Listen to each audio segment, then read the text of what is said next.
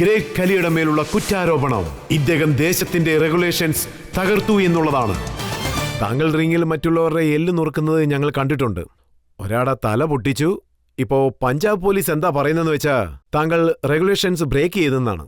താങ്കളെ സസ്പെൻഡ് ചെയ്തതായിട്ട് ന്യൂസ് പേപ്പറിലും വായിച്ചിരുന്നു. നിങ്ങൾ പറഞ്ഞത് പൂർണ്ണമായും സത്യമാണ്. ഞാനും പേപ്പറിൽ വായിച്ചു. പക്ഷെ ഇതുവരെ ഒഫീഷ്യലായിട്ടൊന്നും വന്നിട്ടില്ല. പക്ഷേ ഞാനതിൽ ജോയിൻ ചെയ്തത് സ്പോർട്സ് കോട്ടയിൽ മാത്രമാണ്. സ്പോർട്സ് കോട്ടയിലാണ് ചേർന്നത്. ഞാനിത് സ്പോർട്സിനു വേണ്ടി മാത്രമാണ് ചെയ്തുകൊണ്ടിരിക്കുന്നത്. ഞാൻ പഞ്ചാബ് പോലീസിന്റെ പേര് ഉയർത്തിപ്പിടിക്കുന്നു. തുടക്കത്തിൽ ഞാൻ ബോഡി ബിൽഡിംഗ് ചെയ്തു. അതിലെൻ്റെ ബെസ്റ്റ് ഞാൻ നൽകിയിട്ടുണ്ട്. പിന്നെ ഇപ്പം ഞാൻ റെസ്ലിംഗ് ചെയ്യുന്നു. ഇപ്പം ഞാൻ പഞ്ചാബ് പോലീസിന്റെ പേര് ഉയർത്തിപ്പിടിച്ചിട്ടുണ്ട്. അത് തീർച്ചയാണ്. പഞ്ചാബ് പോലീസിനോട് ഞാൻ 5 വർഷം ലീവിന് അപേക്ഷിച്ചിട്ടുണ്ട്. അവരെന്താ പറഞ്ഞെന്ന് വെച്ചാൽ നിങ്ങൾക്ക് 5 വർഷം ലീവുണ്ട്, വിത്തൗട്ട് പേയിൽ നിങ്ങൾ പോയിക്കോളൂ എന്ന്. ഞാൻ അവർക്ക് 5 വർഷം വിത്തൗട്ട് പേ എന്ന് ലെറ്റർ എഴുതിയിട്ടുണ്ട്. താങ്കൾ പെർമിഷൻ ചോദിച്ചിരുന്നു? ഞാൻ പെർമിഷൻ ലെറ്റർ 2-3 പ്രാവശ്യം അയച്ചിരുന്നു. നമുക്ക് ജനങ്ങളോട് തന്നെ ചോദിക്കാം, കലി ഇവിടേക്ക് തിരിച്ചു വരണോ അതോ അമേരിക്കയിൽ തന്നെ നിന്ന് റെസ്ലിംഗ് ചെയ്തുകൊണ്ടിരിക്കണോ?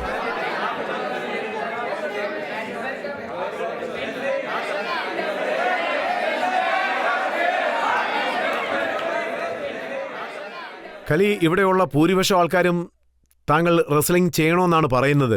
സോ ഇവർക്ക് വേണ്ടി ഞങ്ങൾ പഞ്ചാബ് പോലീസിനോട് താങ്കൾക്ക് ലീവ് നൽകാൻ അപേക്ഷിക്കുകയാണ്. Thank you. ഇവിടെ ഒരു കാര്യം നിങ്ങളോട് പറയണമെന്ന് ഞാൻ ആഗ്രഹിക്കുന്നു. ഒരുപക്ഷെ ഞാൻ ഇവിടെയുള്ള റൂൾസ് എന്തെങ്കിലും ബ്രേക്ക് ചെയ്തിരിക്കാം. പക്ഷേ ഞാൻ ക്രൈം ഒന്നും ചെയ്തിട്ടില്ല. ഞാൻ ആരെയും ഹേർട്ട് ചെയ്തിട്ടില്ല. ആരിൽ നിന്നും ഒന്നും മോഷ്ടിച്ചിട്ടില്ല. ഇങ്ങനെയുള്ള ഒന്നും ചെയ്തിട്ടില്ല. ഞാൻ എന്ത് ചെയ്തോ അത് രാജ്യത്തിന് വേണ്ടി ചെയ്തു.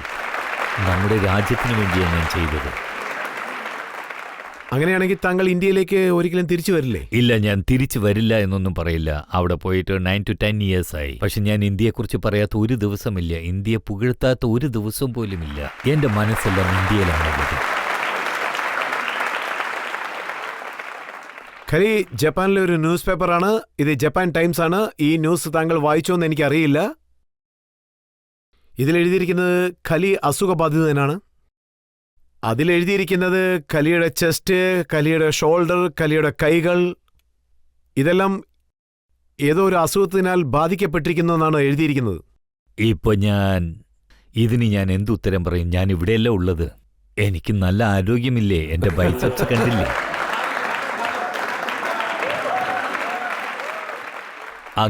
അങ്ങനെ അതൊന്നുമില്ല.